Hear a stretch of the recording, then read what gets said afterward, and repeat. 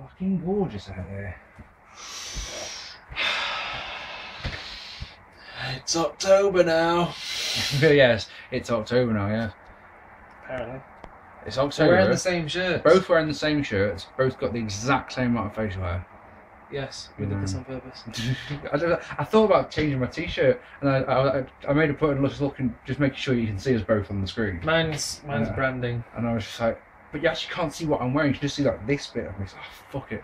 Just instead all the way here. Austin versus Taker, everyone knows that one, but what about the rest of the show? Was that any good? Whoa, whoa, whoa, whoa, whoa, whoa, whoa, whoa, whoa, whoa.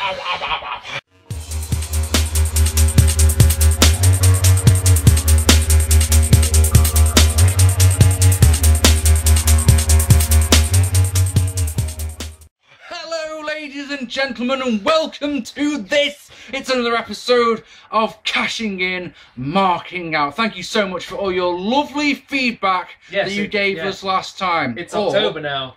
Thank you so much for all the nasty feedback that we had last time. Depends which one it is. Or fuck you for not commenting at all. So fuck off. One of them we edited in, however it went.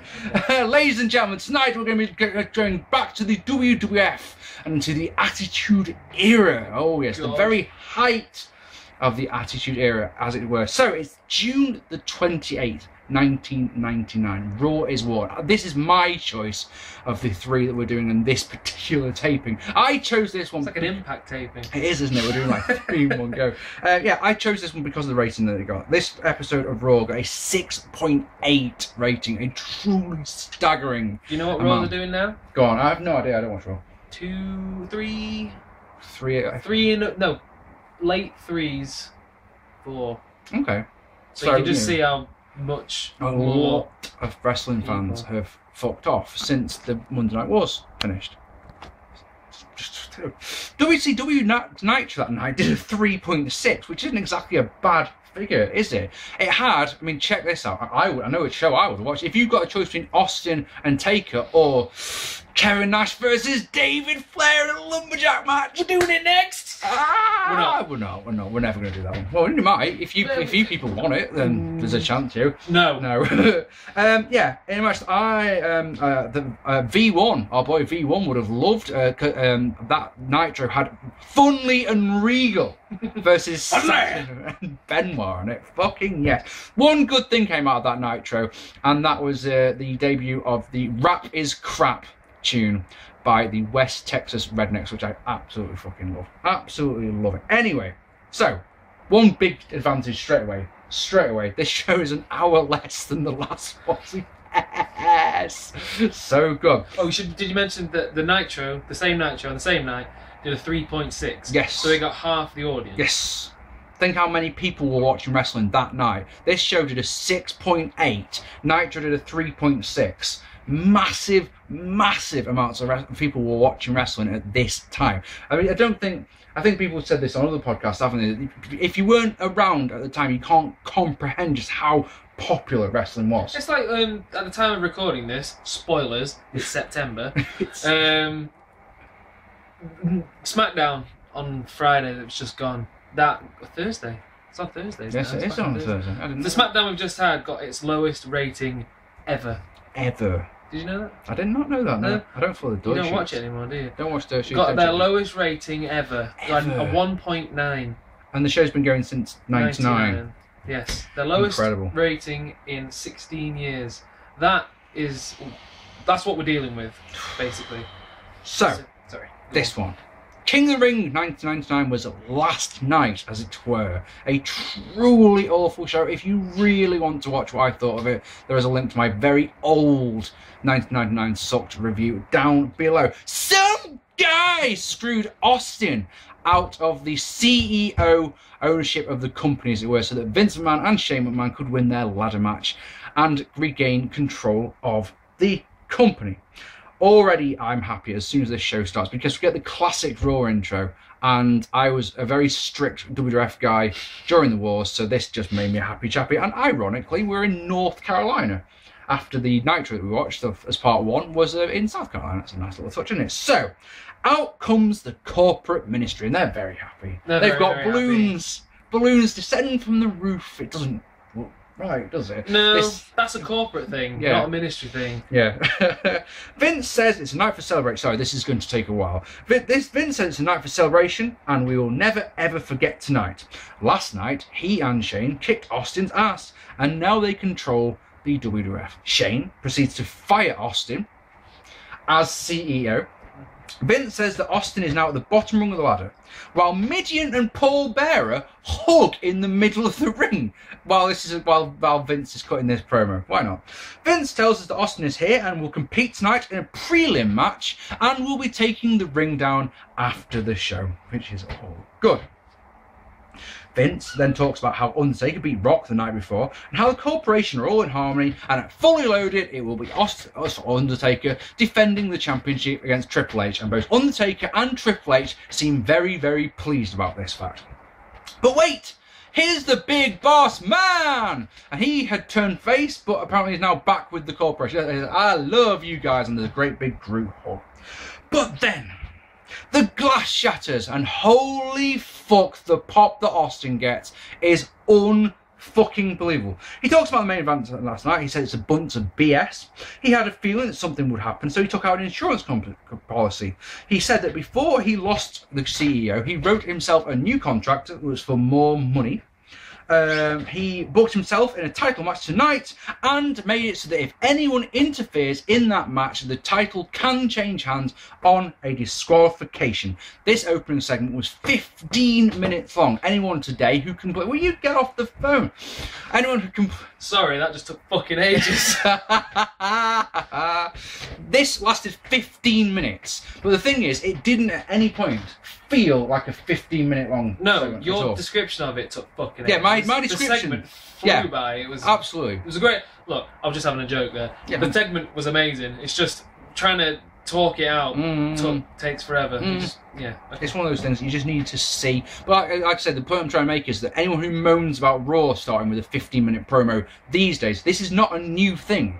This has been happening for a very, very long time. Anyway, we are tuning in to see wrestling, are we not?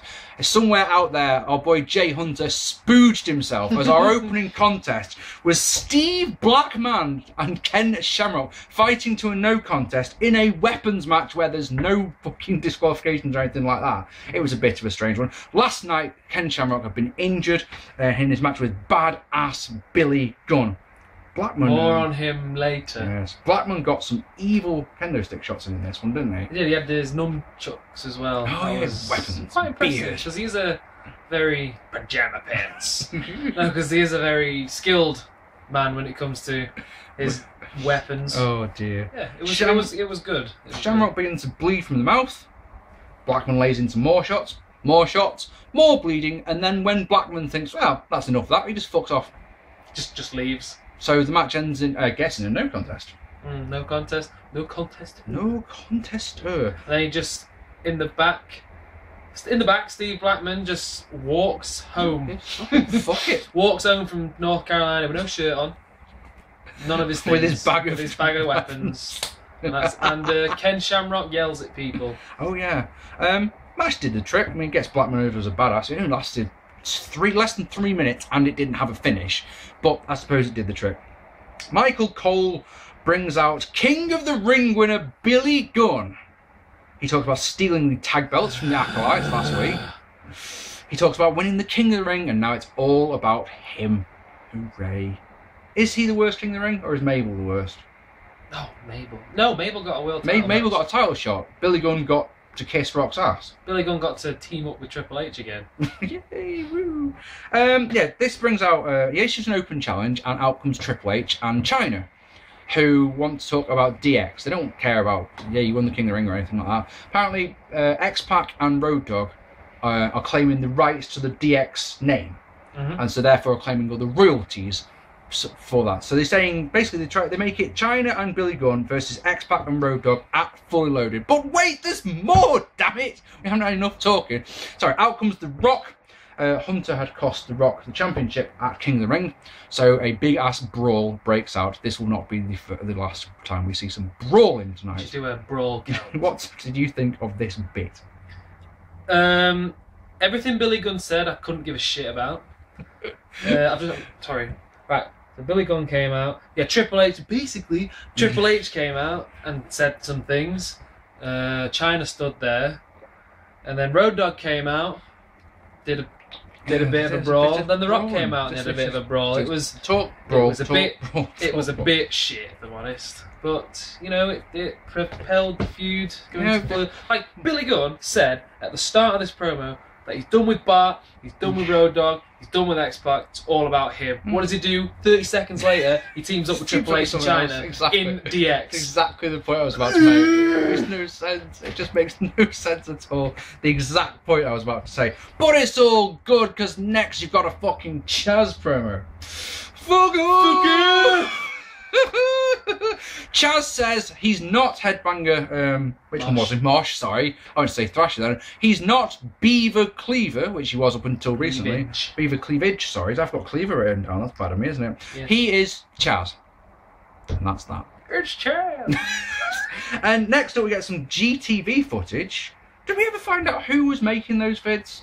The GTV ones? I don't think so. Okay, fair enough. It shows Test and Stephanie McMahon leaving some place. Oh, but not before Test has given her a jiggy kiss. And Jerry the King Lawler will talk about this moment for the rest of the show. He keeps coming back to it again and again. But long after you've forgotten it, I need to find out who made that footage. I need to find out. What does Shane think of it? What does... Yeah.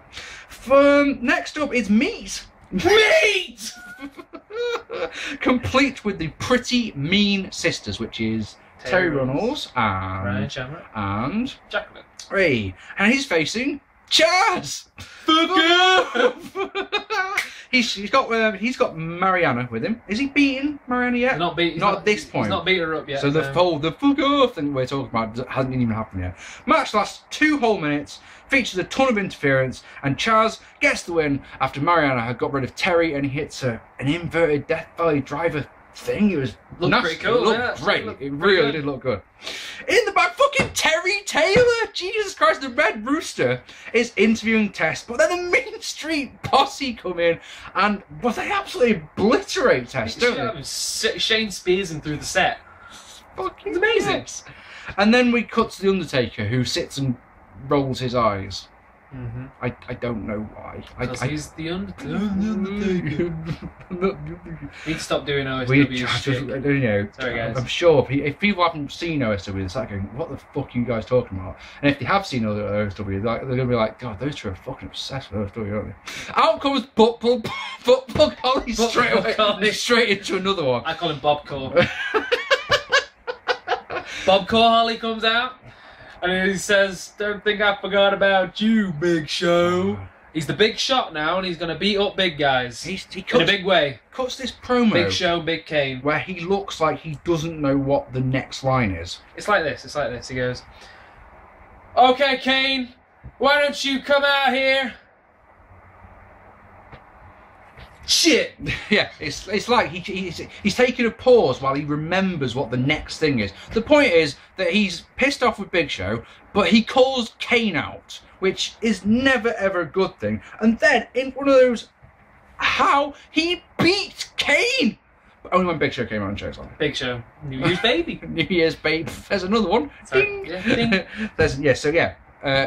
Big Show comes out, choke slams Kane. And Bob Holly puts 1 foot on, gets the cocky cut, that's a Jericho style cover, 1 foot cover. So Kane sells it for as long as he has to, and gets up and hits Bob Holly with not 1, not 2, not 3, but 4 choke slams, which even by our standards is a bit excessive. Like 2 and a tombstone, bit different. That's what I was thinking. 4 choke slams, sorry. Dear fucking me. Match number 4 is The Rock defeating Triple H by disqualification. Rock is so damn over here. It's, how did you call it? Effortless, didn't you? He didn't even try. He cut a promo as he came down to the ring. It's just catchphrases. It's just his catchphrases. You know what he did in 2013 or whatever, and everyone thought it was shit. It was that in '99 where it was fresh. It was played by it was just effortless. Monkey piss, Rudy poo, all of it. Just literally connect the dots. To if you smell what the Rock is cocking, and this was smell what the Rock is cocking. Cocking, I just said, didn't I? Jesus Christ! So he made it look easy. He didn't even try. and that was one of the highlights of the show. Just how over. Everyone was over. Every single person who came out got such a big pop. Anyway, Shane blows Donkey's sign in the crowd. Makes me a very happy man. Match lasted a whole 1 minute and 40 seconds, ends in disqualification when Billy Gunn comes out. There's that man again. Hits Rock with a club. Baseball. Billy Gunn, who the night before won the King of the Ring, is doing an interference spot in someone else's match. It's not all about him, damn it. It's not all about him. It's all about Triple H. Hits him with a baseball hitting stick so that it gets disqualification. Rock would face Rock would face Triple H at Fully Loaded in a strap match. Oh yeah. In the back, Albert and Droz are battering Val Venus. For reasons. Because they just are. There's no reason. Attitude era, baby. Just do it. Why is this happening? Because it is. Match number 5, Edge beating the Godfather. Of course, Godfather, as you correctly pointed out, Godfather comes out to booze because he hasn't got any hose. So he's like, oh yeah, the turns around, hose come out. Hey, we love the Godfather. Brilliant, love it. Albert and Droz, who finished battering Val Venus now, come out. Droz distracted the referee so Albert could do a set-out bomb. One spear later, and Edge wins in 2 minutes. And Albert then goes to grabs one of the hose, pins her down, and starts trying to pierce her fucking tongue. Is this something that happened on a regular basis? Because I don't remember this at all. I don't remember that, really. At the time, to date myself, at the time that this happened, I was 8, so I don't really remember much. How are you allowed to watch? The amount of swearing on this show. I know, I said that to you before. I said I was allowed to watch... Actually, I wasn't allowed to watch Raw. I was allowed to watch SmackDown on Sky One. I watched SmackDown on the bottom line. You know how it goes. No. People in the UK, people in America... Nah, there's no point in trying to explain it. But Raw aired at 10:30 on a Friday night on Sky Sports. Yes, it did. So when I was 9, I wasn't allowed to watch it. So. We would rush home from the pub to watch it. Oh, we'd say it's recorded if we were having a late night. I don't remember that at all. Edge makes the save. Did this lead to anything? I don't remember that classic team of Edge and Godfather, for example. So, you know, I'm guessing this didn't actually go anywhere. Would it be the Gothfather? Very good. Speaking of goths, Gangrel is sat watching from the top. Next, oh, here he is again. Bradshaw defeating Mr. Ass. He's all over this fucking show. King of the Ring. Here's Tornado DDT is the highlight by Gunn. He moons at Farouk, which is always a good idea. Farouk goes to clock him with one of the tag team title belts, misses, hits Bradshaw, but then X-Pac comes out, grabs Billy Gunn. I couldn't remember who it was then. So Bradshaw could hit the clothesline from Heck. Bam, turns him inside out. 1, 2, 3, and then we get this PG. Clothesline from Heck. Clothesline from Heck, why not? And then we get another DX brawl. Hooray! As said, fully loaded. It's the DX control. So let's do a roundup, shall we? Yeah, oh, hang on, no, we'll do it in a minute. We'll do it in a minute because he's there. Okay. Yeah. New women's champion Ivory comes out with Nicole Bass. She cuts a promo about how great she is and calls out some bird from the crowd. No, it's just some... No, it's an open challenge to the crowd. It's just an open challenge. There's some bird... Sorry, I'm getting ahead of myself. Oh, issues here. We both recognise the girl. Can't place it at all, can we? No, because she look... Okay, so Ivory goes up to her in the corner and gives her a slap. Like a heel would. But then the girl takes her down. And, you know, in a competent kind of way. Yeah, and she took a powerbomb from Nicole Bass as well. So you think she is a wrestler... I don't know where she is from. No, I don't. I can't place it. If you watch this episode, let us know. Yeah, because actually, I might have a look later. But that was my next point. I was going to say, if you know who it is, she's an Asian American. Clearly, yes. Because you hear her speaking. By the sounds of it, she's of Asian ethnicity. Yes. So she's Chinese, Japanese, Korean. So, but we just no idea. Both recognise her, no idea who she is. Yes, actually, like Bobby's just said, she gets power bombed by Nicole Bass. It's all good. Cole is with Vince McMahon. He asks if he's worried about what's going to happen in the main event, and Vince isn't, because why would he be? Next, your boy! It's my boy, Double J! Jarrett! Defeating X-Punk in match number 7 to retain the IC title. Holy fuck, guys, this one lasted 5 minutes. After a whole show of 2 and 3 minute long matches, 5 minutes for this one. Probably imagine how Lawler is during this one. Puppy's this, puppy's that, puppy's this, puppy's that. Well, Deborah gave him a t-shirt. Yeah, she did. spooged himself behind the commentary T-shirt that desk, says "Show me your puppies," which he didn't even read because he had. So he's got the T-shirt, right, and he has to hold it up like this so we can see what it says. But he's never seen this before, so he opens it up and he's like, "Oh my god!" But he hasn't read it, so he doesn't know what all it says on the back is just WWF on the logo. So nice. He's a fucking What idiot. an idiot. Quite a back and forth match, this one. Jarrett is an utter swine. Puts a sleeper on, as you can probably imagine. No. Got a lovely powerbomb counter for a Rana. And then Billy Gunn comes out. Oh my god! Yeah! He's the king, baby! He's just everywhere on this show.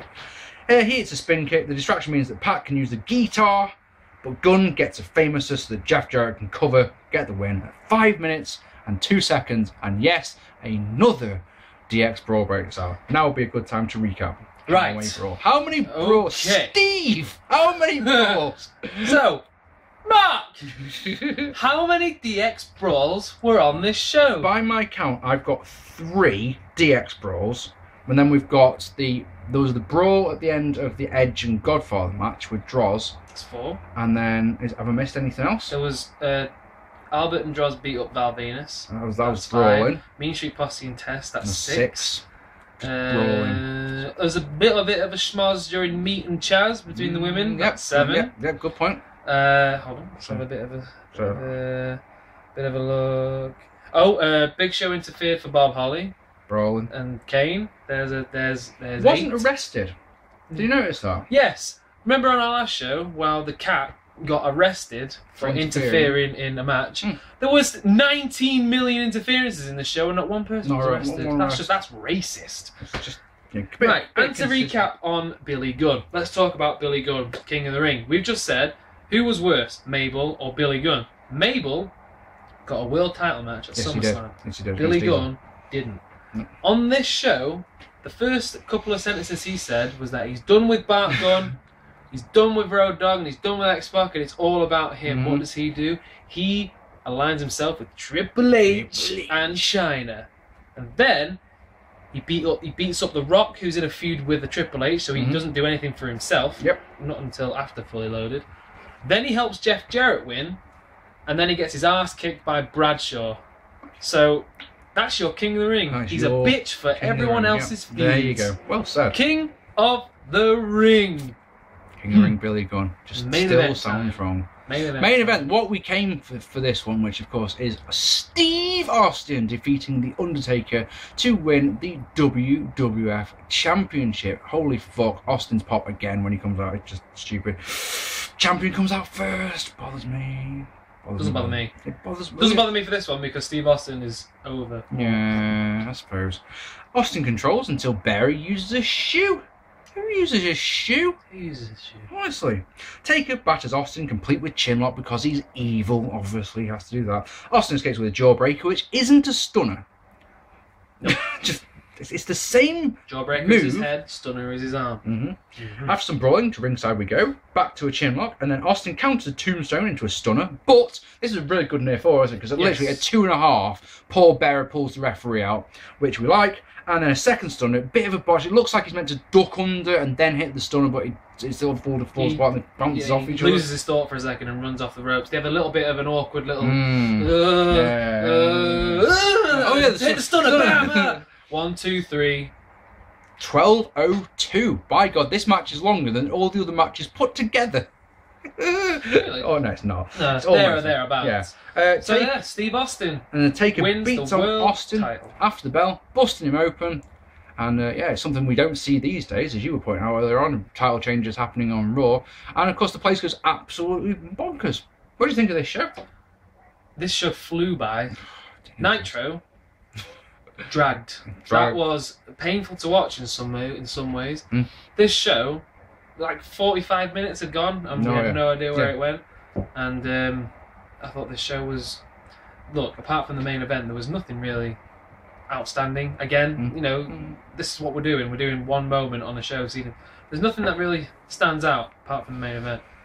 But I thoroughly enjoyed this more than Nitro, and it was an hour shorter. Yeah, so that also helps. You? I obviously this was the night after a pay-per-view, so this was a feud starter. So a lot of these 2-minute matches that you're thinking, why is this happening? Obviously build to feuds later on. So, you know, a lot of it made sense. And like Bobby just said, it flew past. This was such an easy watch. I've said it before in my 99 review series, the pay-per-views were always bollocks, but Raw was easy, you know, really good to watch. And this was a prime example of it. I mean, King of the Ring 99 is regarded as one of the worst pay-per-views ever. I mean, and not just of the Attitude Era, of all the times. It's so bad. This was the next night, and this was great. Really enjoyed it. 29 minutes, 42 seconds of wrestling, which is about as much wrestling as was on the whole of the Nitro, and that had an extra hour on top of it. Yeah, but you didn't really mind, because the bits, that's the difference between Nitro, the lack of wrestling in Nitro, the filler is really shit, whereas in Raw, the filler is entertaining, so you don't mind. Yeah, absolutely. This show is on the network. This is. If you go to Raw Attitude Era the section, yep. 1999, it is the June the 28th. Raw, 1999. Go watch it. If you haven't seen it, come back. Tell us what you thought. What are your memories of this one? Do you remember Austin beating Taker for the belt? Next up, we asked you guys. What you wanted. We had a ladder match theme, which we had one of 3 choices. So it's Undertaker versus Jeff Hardy on Raw for the Undisputed Championship, TLC 3 or TLC 4, and you guys voted in your legions and voted for TLC 3, that on SmackDown from 2001, and that will be our next one. Ladies and gentlemen, I really hope you've enjoyed this. We really hope you've enjoyed this. I've been Mark P. I've been Bobby C. Oh yeah, and we really hope you enjoyed this. Thank you so much for watching. Leave us a comment down below, you lovely people. I've just said that last one. You've done that bit. Done that one. Going now. Bye.